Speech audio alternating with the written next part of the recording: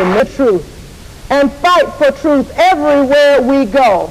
And I quote, Amantha, don't let any white man tell you your truth because he has no clue other than what he has read or somebody has told him, the real struggles of life as it relates to black folk like us. Amantha, make them listen. As an aside, in other parts of the country, 2 months later after she was ordained, my predecessor, Reverend Lawrence Bottoms, was being made the moderator of the PCUSA that same year, 1974. When you become the moderator of this great denomination, you are adorned with a beautiful Celtic cross.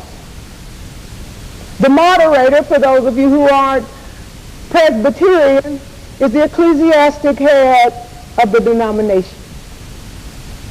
Do you know what this black man said? It always makes me nervous when a white person puts anything around my neck.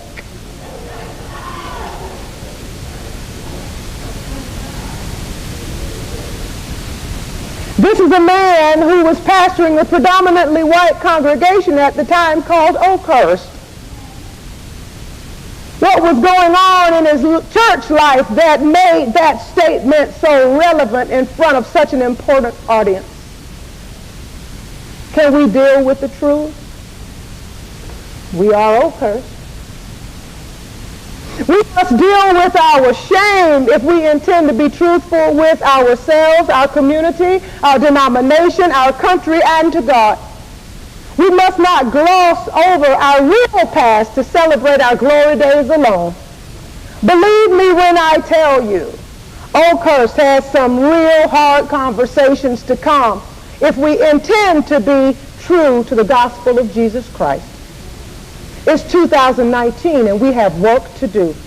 The conversations we must have will make some angry, will hurt some feelings, will make some breathe, and empower some to greatness, but they will be had. We are not all right, and we have not solved racism. We have only taken the first steps in a very, very right direction. But we are called as an Easter people to go deeper and change lives by the power of the Holy Spirit. Our psalmist asked God to keep him from shame. Shame keeps us from being honest with one another. I grew up with a man who was born of shame. My dad was one of 8 to 16 children. Who knows? It was the way you read the census. They didn't keep records so clean for black folk in the urban cities back in the day. He lived with his mother and all his many siblings, and his father had a wife and children on the other side of town, and he had no relationship with him. The day my grandfather died, my aunt called. My mom called Dad to the phone, and this is what I heard. Hey, Ola. Fine. Good. When? Okay. Thanks for the call. Tell Jesse and the kids hello. And he went back to his chair and kept reading the paper, and not another word was spoken of my grandfather's death. He was ashamed of the way he was raised and his family of origin. As a result, he pushed us hard. Nothing but excellence in my household was accepted. The question was not if you are going to college, but where. There are 4 of us, and all 4 of us went to college. He was relentless when it came to learning social graces. We had to know with which fork to eat, what to wear, what time to wear it, what it meant to honor those who had sacrificed for us, how to address our elders, especially those who had advanced degrees of clergy.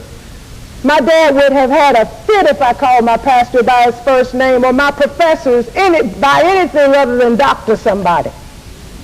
He taught us to respect the office even if you don't respect the person. He often said, there will be music in life, child, and you need to know how to dance to each genre played. And because you are black in America, you don't get to pick the music.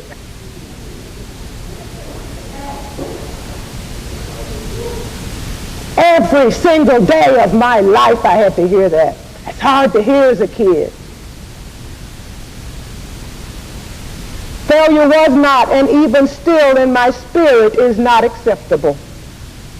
It was hard being a Barbie kid because we were a product of a man raised in shameful disgrace of his past. But now I push back a bit on Dad's teaching. Thank you, therapists in the world.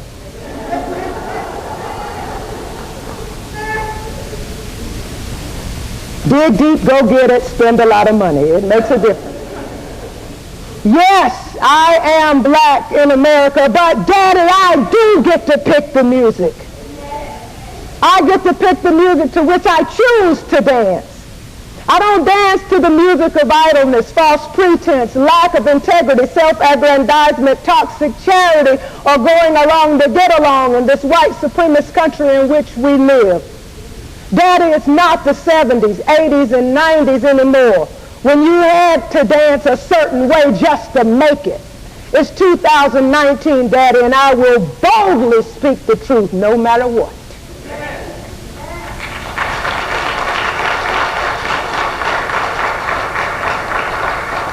We don't have to live out our shame. We just need to be honest about it and work to rectify what it has done to us as individuals and as a church. We can be a congregation that fosters truth and allowing real feelings to be explored, therefore leaving people with a sense of empowerment, not being made to feel pitied. Our first step is forgiving ourselves for allowing ourselves to be the way we are. Forgiveness is healing. We can be awfully hard on ourselves, especially when we've been raised physically, emotionally, and spiritually to be and think less of ourselves than we ought, especially as minorities. And I do mean all minorities. All those that society has said are not good enough. The psalmist talks about sins of his youth. He is saying that he needs forgiveness for his sins yesterday and today. Just because we are people who claim to be woke does not mean that we are sinless and our habits of thoughts are cured forever. We say things to people that hurt them to the core and we don't even realize it. We think we are giving folks a compliment, and really what we said only drives the knife deeper into a very shallowly healed wound. You are so smart and well-spoken. Translation: black people are dumb and speak broken English. You're so professional. Translation: I expected you to be everything but. Our actions can speak these types of things as well.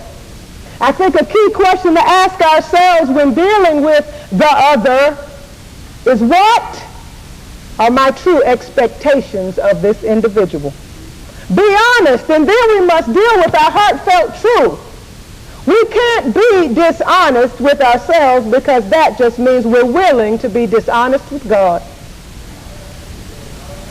Our John text goes to the heart of our truth today. I talked about Dr. Cannon earlier.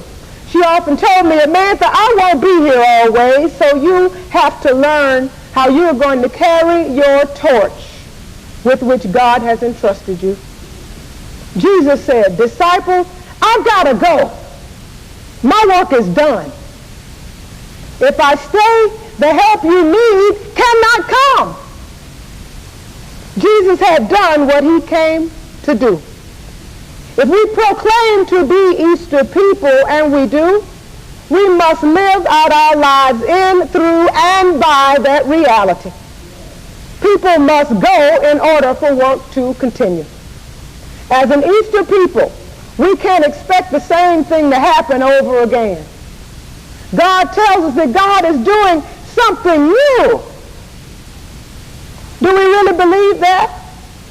Or are we just trying to make Oakhurst great again? As the disciples did then, we must do now. We must know our history, understand why we are where we are, learn from the good, the bad, and the ugly of the past, and be truthful about where we are now and allow God to do something new within us. After the disciples let Jesus go, look what they did. The work that the disciples did was phenomenal. They went about making disciples of men and women. They went about teaching the truth of the cross. Oakhurst, that is where we are. We have an opportunity to be honest with ourselves.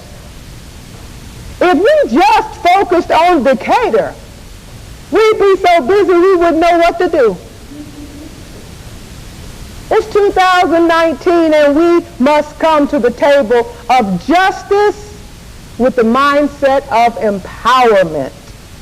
We don't have to operate out of white supremacy or white guilt, because we are going to be able to name that, heal from that, and prosper in Jesus Christ. We can operate out of the very real meaning of Jesus that says there is no Greek or Jew, male or female, slave or free. We can operate out of the very real understanding that people don't need a handout, they need a hand up, and the only way we'll know what they need is to be in communion with them. We can operate out of the very real understanding that everyone's reality is different. My blackness isn't the same as Tony's blackness. Isn't the same as Mary Wilson's blackness. Isn't the same as Loretta's blackness. I grew up with a rural mama. Tony grew up in rural North Carolina. I grew up in urban North. I can assure you there's some differences, ain't it, Tony?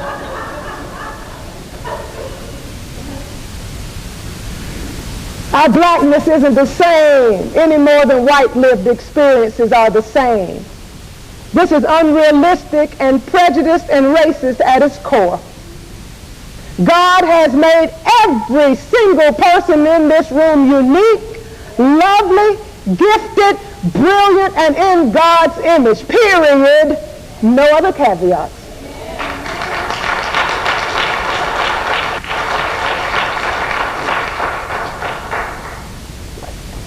I'm going to leave this with you as I take my seat today.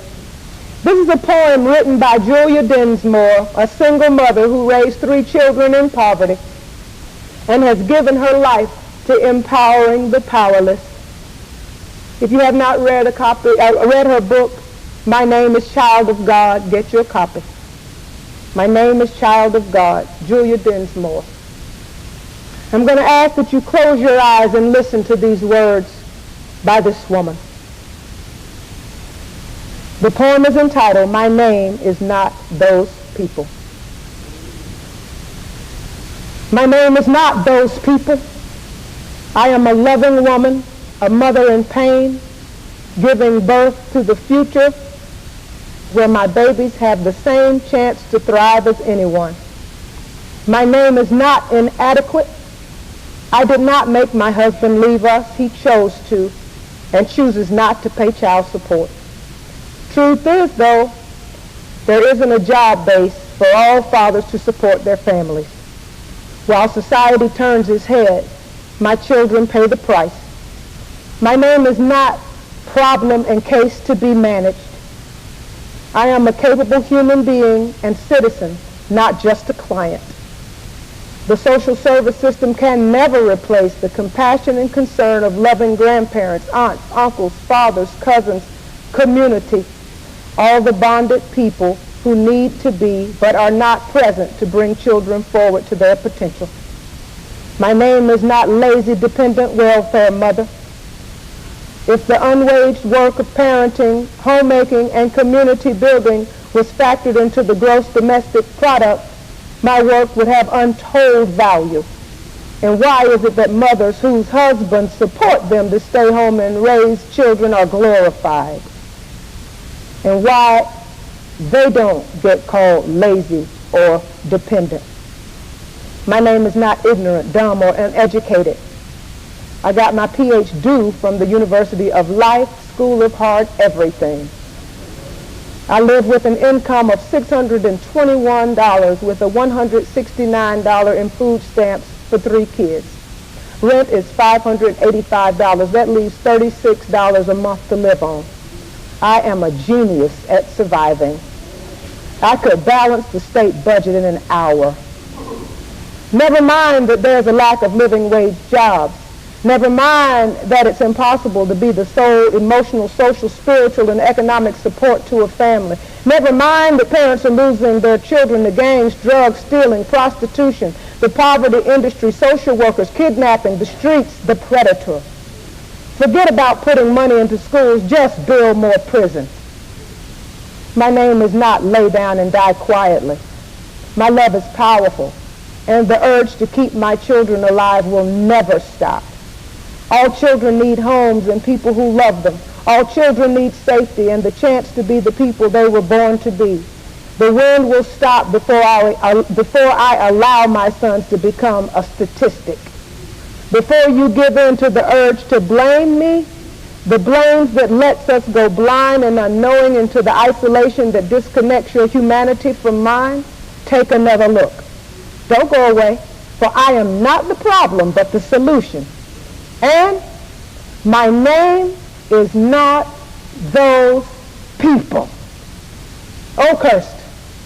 The truth will set us free. We are cursed. Amen.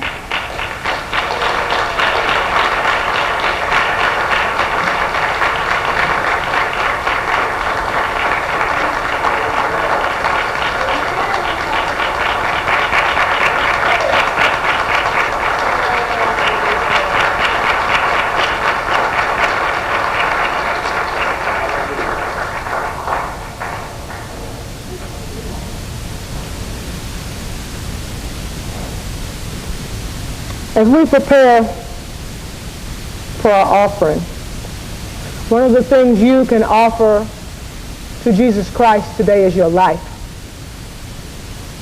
If you are seeking a church home, Oakhurst stands here with open arms. You may come by baptism, by reaffirmation of faith, or a letter of transfer from another congregation. You are welcome here in this house. You are welcome. If you'd like to come during the service, you may see me or Heather, or reach out to new members at Oakhurst Presbyterian Church, oakhurstpresbyterian.org.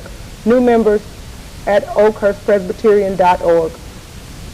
We would love to have you as a member of this family. Amen.